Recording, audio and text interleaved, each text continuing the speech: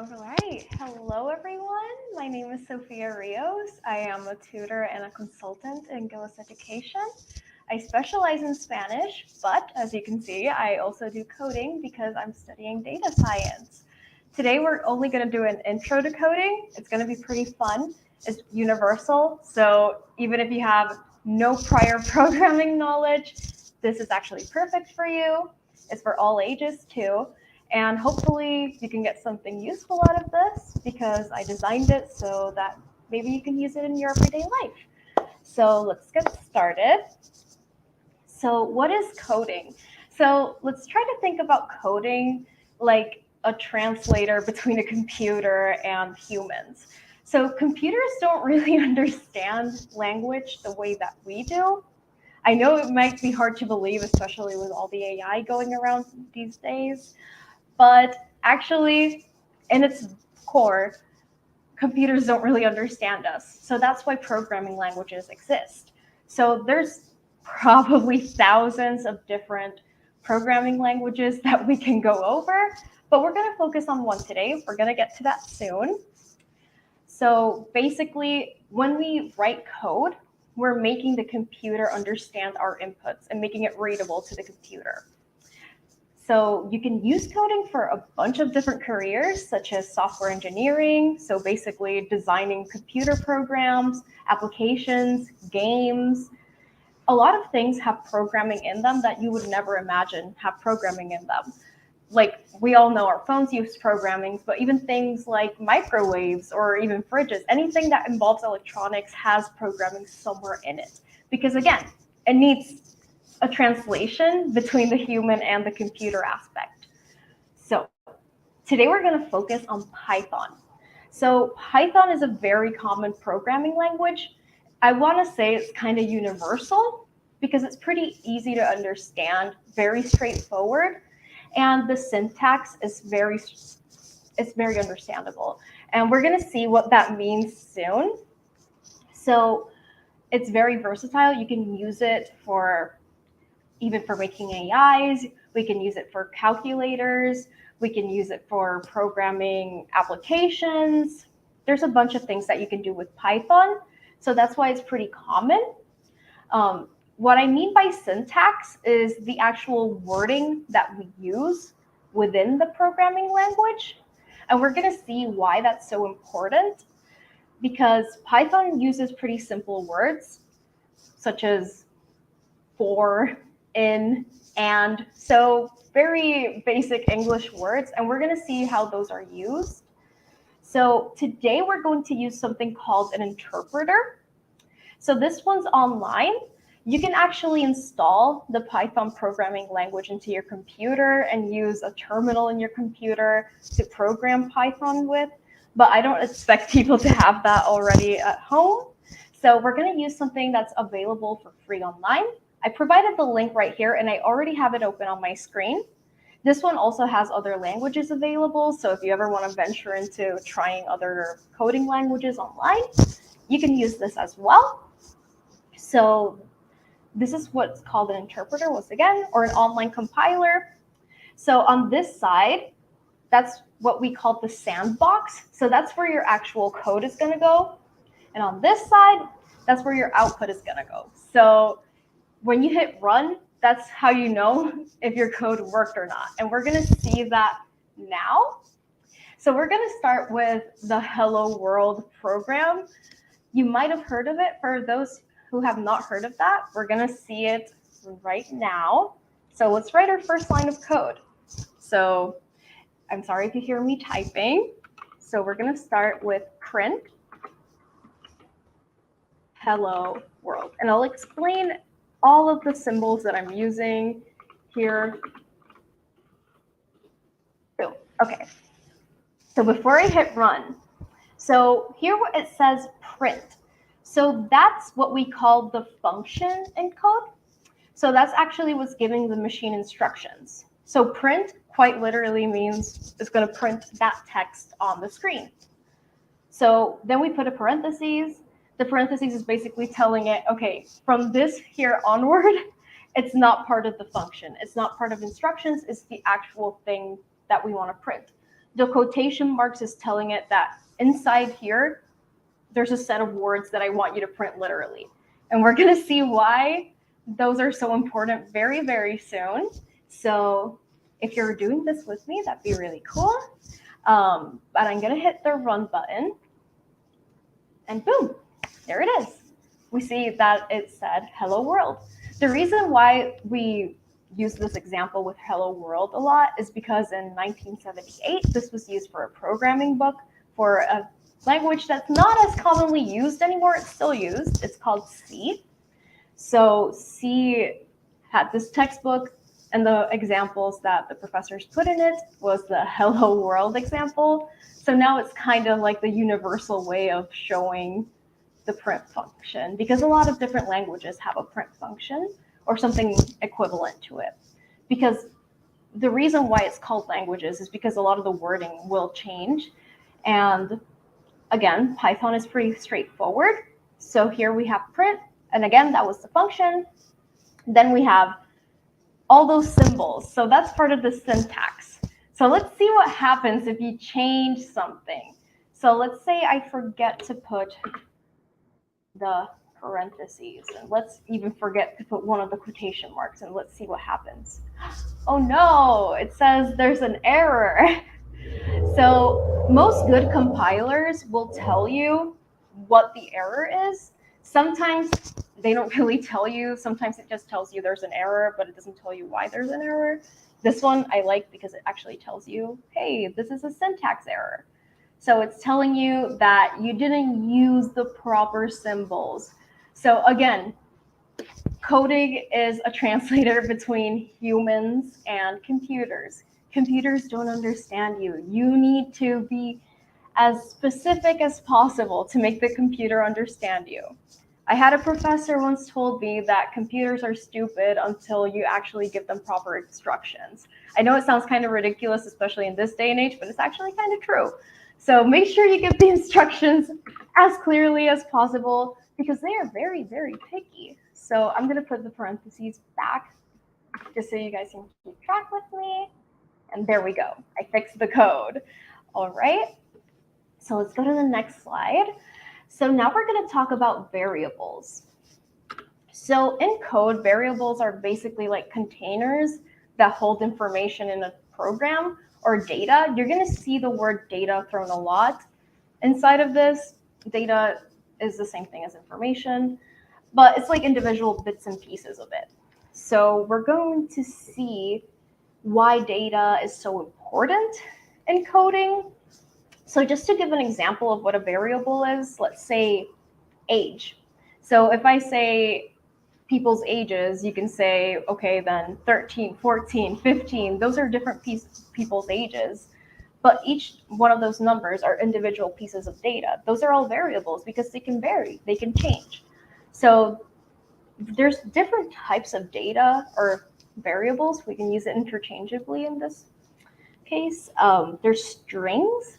So strings, for simplicity's sake, I'm going to say it's kind of like words, or we can, if we want to use statistic terms, we can say qualitative data. So what that means is anything that is of no numerical value or mathematical value. Because, for example, we can say people's names. So my name, Sofia, that would be a string because it's just a word. But if I say, I'm going to say a random age, let's say 15.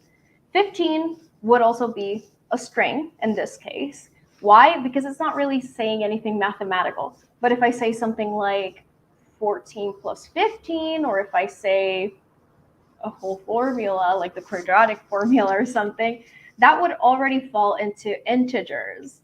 So if you remember from math class, maybe, integers are any whole number. So it can include even negative numbers in this case. So anything that's not a decimal would count as integers in coding. So then we have floats. Floats, those are the decimals. So they are categorized differently. So that's really important for the future. Today we're not going to focus on floats because it can get a little bit overly complicated. but we're going to focus on strings and integers. Those are not the only kinds of data within Python or any coding language for that matter. There's a bunch of them, but those are the main three categories that we want to focus on. So now we're going to start by defining some keywords. Because as I said before, Python already has words that it understands. So print, the people who designed this language made it so that Python already understands what the word print means. It means that it wants you to print something on the screen, right? And here on the slide, you can see that I have a bunch of different words. All of these words are already understood by the Python language. I'm not going to go over all of these. If not, we'll be here forever. So we're going to try to keep it short. So I'm going to show you how you can kind of define words for Python to understand. Because again, Python only has a set amount of words that it understands already. That being said, if I wanted to change the definition for the word print in Python, that's not what we're going to do here because you're just going to confuse it. Again, you need to be very clear with the instructions. So let's start with something simple. Let's start with a name. So I'm telling Python what a name means in this case. So let's say it's someone called Alice. And again, quotation marks, because if not, Python's going to get confused. So here, you're not telling it to print it. You're not telling it anything. You're just saying that here, the name is Alice. Then if you want to add more names, that's the case for the future. Here, we're just focusing on one person at a time. So let's start with Alice. So let's say that we're defining what that is, but I want to print a program where it says hello to whatever the name is. So in this case, it's Alice. So we already know what the print function is. And really important here, because I see a lot of people making this mistake the first time that they try this. Python is case sensitive. So if you write print with the capital P, it's not going to understand it, even though it's spelled the same way. In fact, I can show you guys with the first line of code here so you guys can actually see what it's going to tell us. Is an error because it's saying that print with a capital P is not defined. It's not saying any error for name equal Alice because Alice is defined in this case because we just defined it. But if I wanted to understand that P, that print with a capital P is still print, we would have to write another line of code. So in this case, it wouldn't understand it. So to fix that, we have to put it in the right capitalization. So here we're saying that the name is Alice. And now we're going to do the print function. Remember, right capitalization and right symbols. If not, the syntax is not going to be correct. So I wanted to say hello, Alice. So I'm going to put the comma in between. So again, we wanted to understand that the hello part is going to be printed as is. So we're going to show you what that means soon. So after the hello, I'm going to put another comma to separate it from the hello. And I'm going to put name. So in this case, it's going to understand that we're printing hello and name. There we go. So now it's understanding that we're printing the word hello and what we defined to be name. In this case, if I wanted to show a different name, we can change it like this. So we put my name. It's going to change it to Sofia. So that's how you define keywords in Python. You can use this for a lot of things. This is how, for example, maybe you've seen in like those automatic emails that they somehow know your name, even though you told them, and you know that email wasn't written by a person. It's because someone wrote a program similar to this. This is basically saying that whatever this person put as their name at some point, print it here on this email. So that's how you do that. And congratulations on writing your second and third line of code. So let's learn some more fun things. And maybe this is something that you'll find useful. we're going to use Python for mathematical equations. So Python as is can actually understand mathematical operations from the get-go. So I'll show you guys that. So let's say 4 plus 6, run. Oh, wait, I have to put print. If not, it's not going to print it. I told you guys that Python is very picky.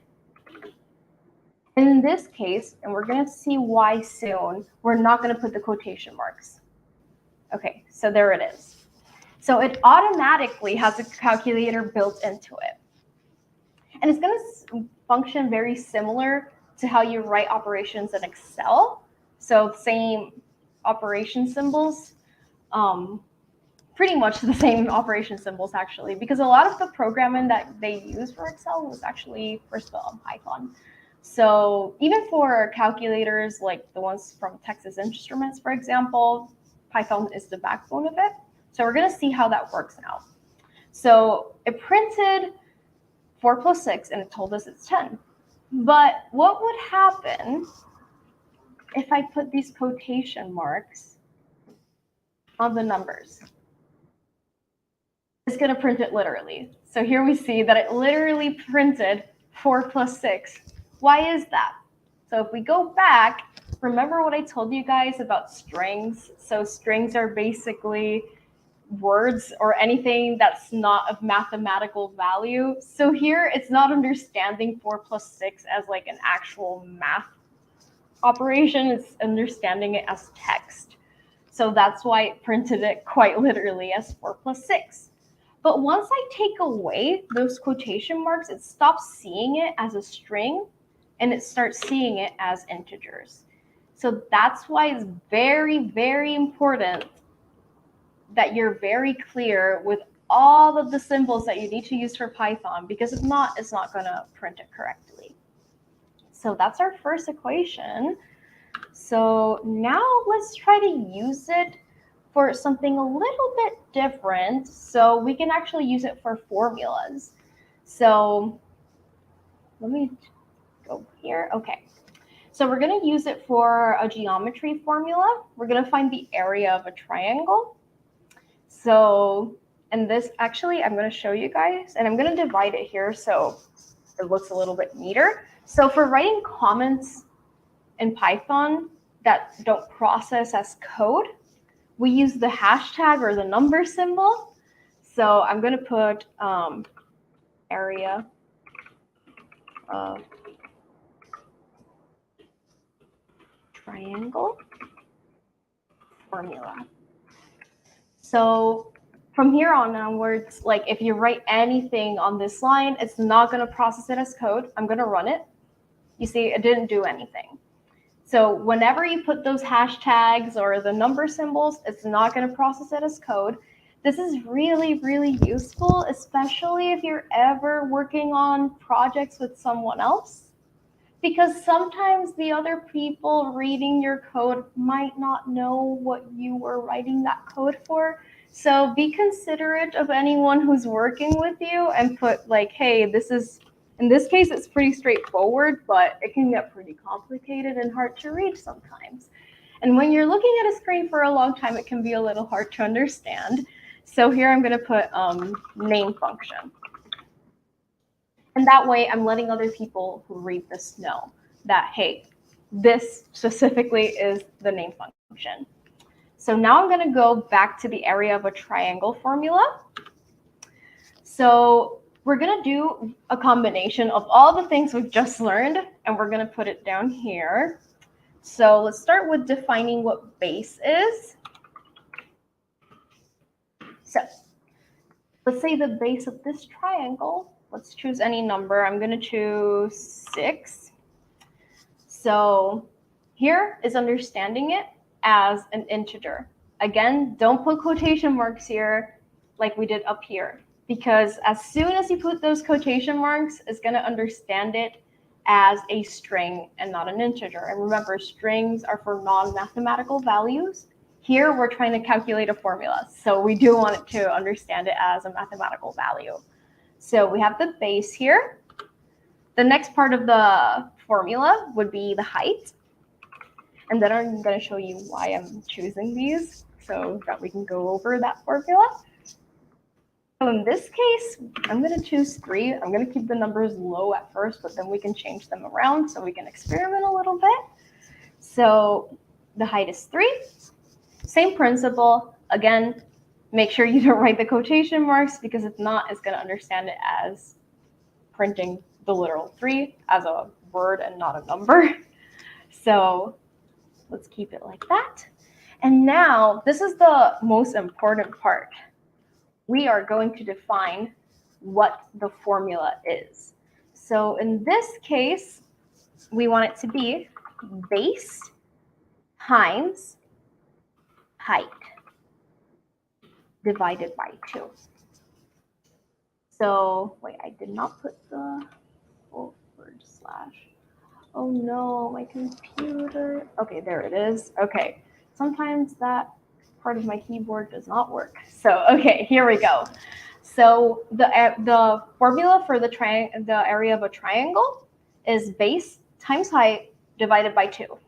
So again, I said it's pretty similar to Excel. So if you're familiar with Excel, you can sort of recognize these symbols.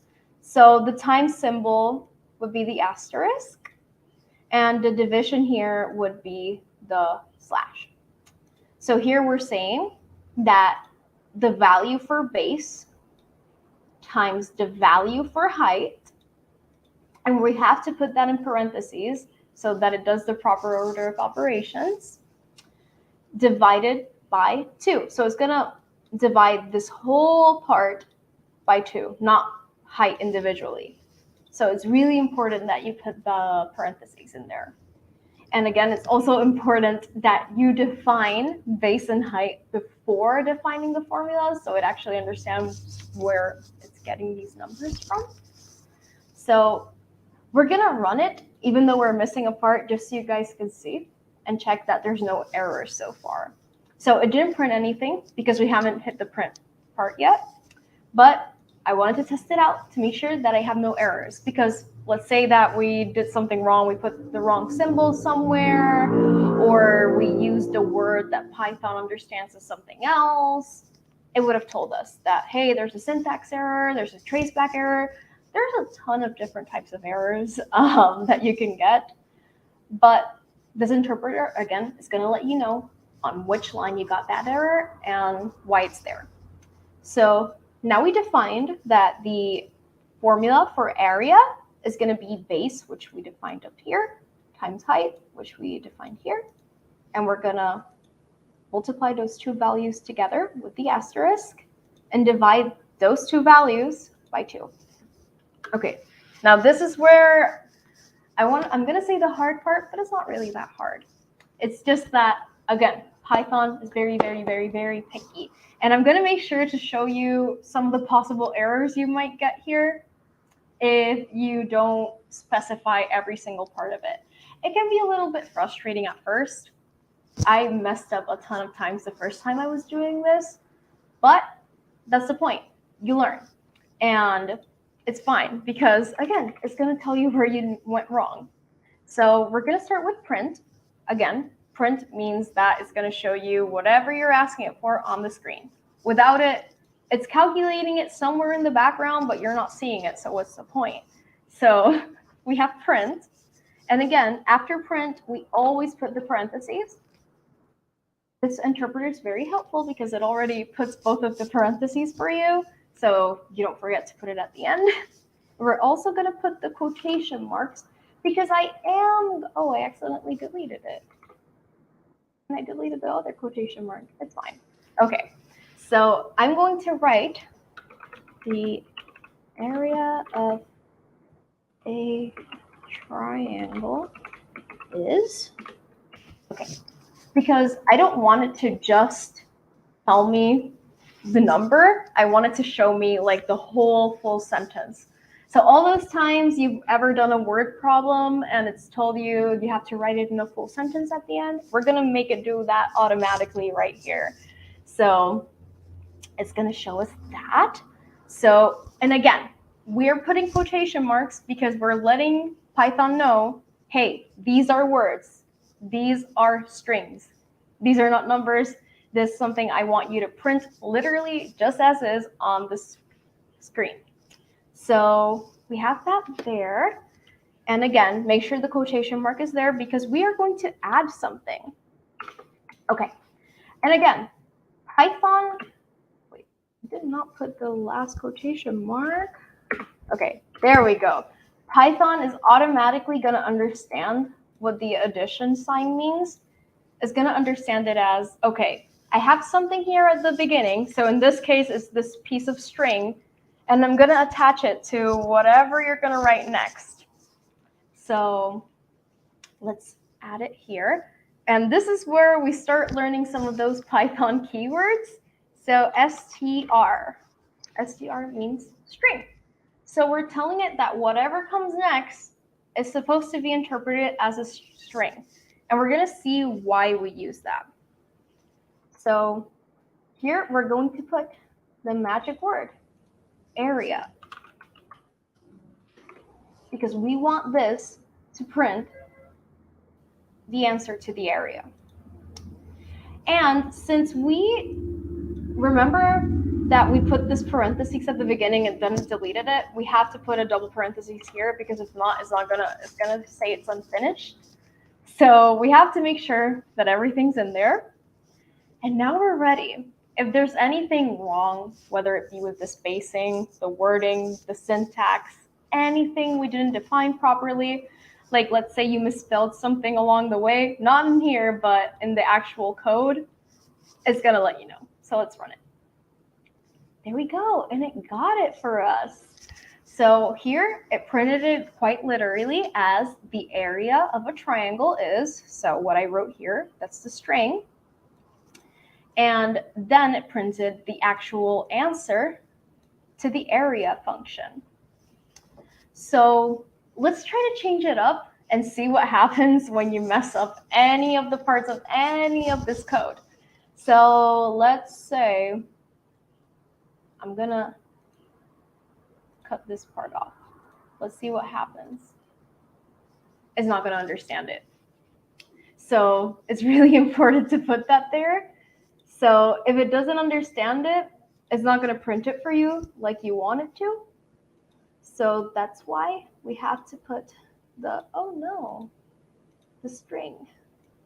Because if not, it's not gonna understand it as the right data type. And again, put the right amount of parentheses. If I forget to put one of them, it's also gonna print out an error. So it's gonna tell us pretty straightforward without all that paragraph that it told us. It's telling us, hey, you never closed this sentence. So I don't know if you were finished saying what you needed to say.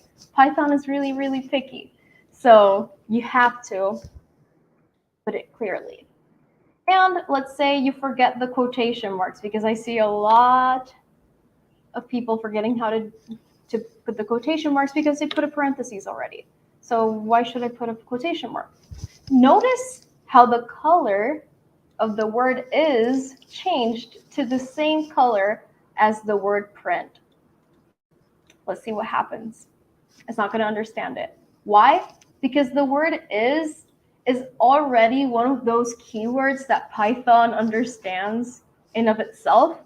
So it's going to say like, were you going to write something in code here or not? So that's why I was telling you guys that Python is very, very, very picky. Any coding languages. Okay, now it's not letting me put a space. And now it says, yeah. I'm not going to go one by one there because if not, we're going to be here all day. But you get the point. So now I fixed it. Now it has a spelling error, and that's, I'm going to have to delete the whole part here. As I said, a triangle is, okay. So again, as I said, Python is very picky. So you have to make sure to put all the right symbols. It's good to have a notebook with you, maybe. I always have one.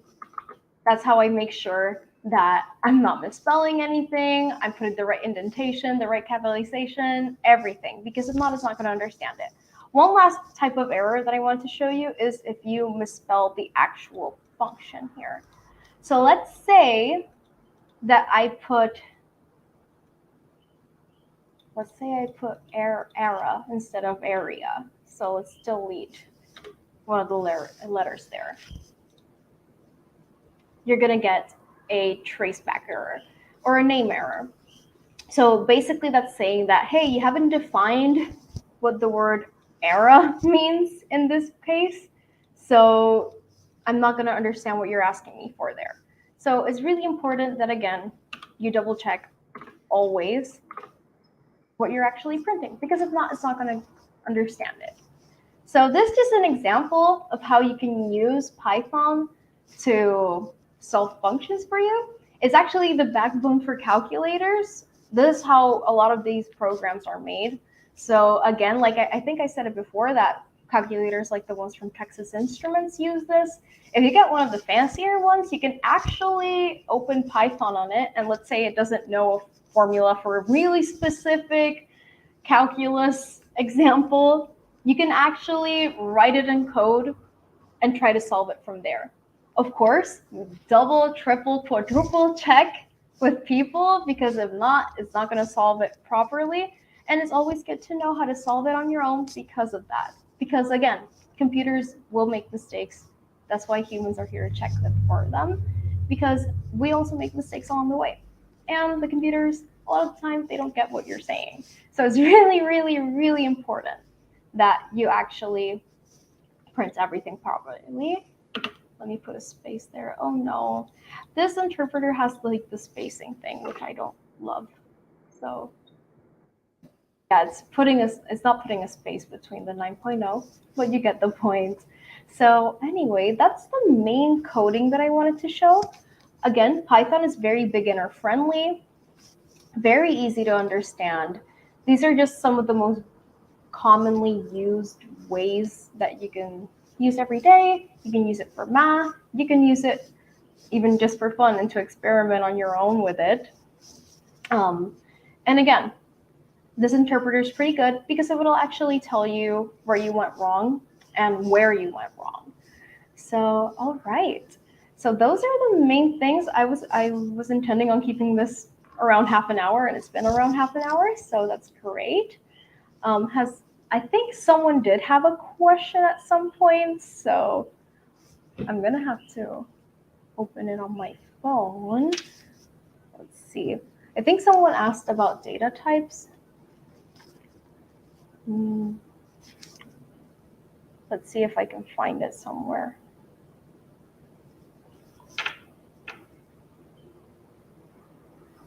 Okay, someone asked, so basically when you define a variable / keyword within the parentheses and quotation marks, it already knows it's a string. So yes, so whenever you put the parentheses and quotation marks, just so you guys can see it on the screen, it's basically gonna automatically see it as a string. Without that, it's not gonna see it that way. So I'll put an example up on the screen again. So if I let's put a bigger one this time. Let's say 464. When it's in red, it means, in this case, for this interpreter, because different interpreters are going to have different color schemes, it's going to understand it as an integer. But as soon as I put the parentheses and the quotation marks, it's going to understand it as a string. And notice how the colors change. It's basically telling you right from the get-go, hey, when it's red, it's an integer. When it's green, it's a string. So up here, we already saw that too.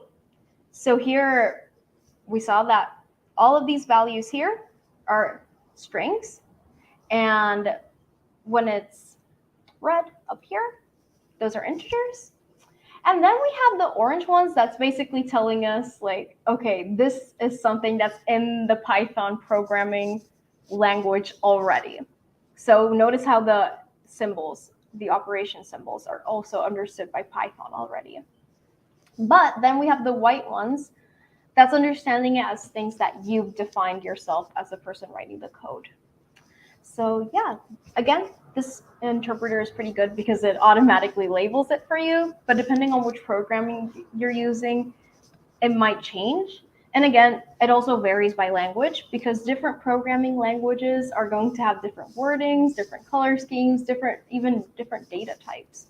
But usually all of them do have like the integer string float system. So those are the main ones. Okay, let's see if there's any other questions. Yeah, Python does have a lot of different things in its library.